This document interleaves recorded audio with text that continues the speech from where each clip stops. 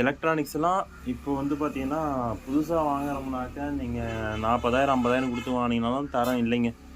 ஏன்னா குவாலிட்டிலாம் ரொம்ப குறைச்சிட்டாங்க. இந்த 30,000க்கு ஆஃபரில் கிடச்சது, 40,000க்கு கிடச்சது, 50,000க்கு கிடச்சலாம் வாங்கினீங்கன்னா, இது போல தான். இது பாருங்கள் புதுசாக இருக்குங்களா? ஆனால் வாங்கி வந்து ஒரு குறிப்பிட்ட நாள்லேயே வந்து ஆன் ஆகலை. சிலது வந்து பார்த்திங்கன்னா, நாங்கள் கீழே கூட போடலைங்கன்னு வாங்க, இந்த லாக்கெல்லாம் பிடிங்கின்னு வந்துடும். அதுக்கான காரணம் என்னென்னா, இன்றைக்கி தரம் வந்து குறைச்சிட்டாங்க. தெரியாதவங்க தெரிஞ்சுக்கங்க.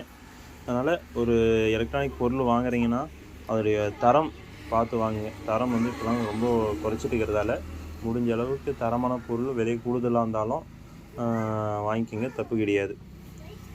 இப்போ நானே என்ன பண்ணிட்டேனாக்க, செகண்ட்ஸில் இருக்கிறதே கொஞ்சம் காஸ்ட்லியாக இருக்கிற லேப்டாப் செகண்ட்ஸில் விலை குறைவாக வருது, அப்படி வாங்கி விற்கிறதே பெஸ்ட்டாக தோணுது. ஏன்னா தரத்துக்கு தரமும் கிடச்சிடுது, விலையும் குறைவாக கிடைக்குது. புதுசு போனோம்னாக்க நிறைய காஸ்ட் அதிகமாக போகுது. நல்ல தரத்தில் வாங்கணுன்னா நம்ம 80,000 1,00,000 அப்படின்னாக்கா யோசிக்க வேண்டியதாக இருக்குது இல்லையா? அதே லேப்டாப் செகண்ட் ஹேண்ட்னால் நம்மளுக்கு விலை பாதிக்கும் கம்மியாக கிடைக்கிது இல்லையா? அதுதான் இப்போ நாமளே பார்க்குறோம். ஓகே, இந்த வீடியோ பிடிச்சிருந்தால் லைக் பண்ணுங்கள். அடுத்த வீடியோவில் சந்திக்கலாம். நன்றி.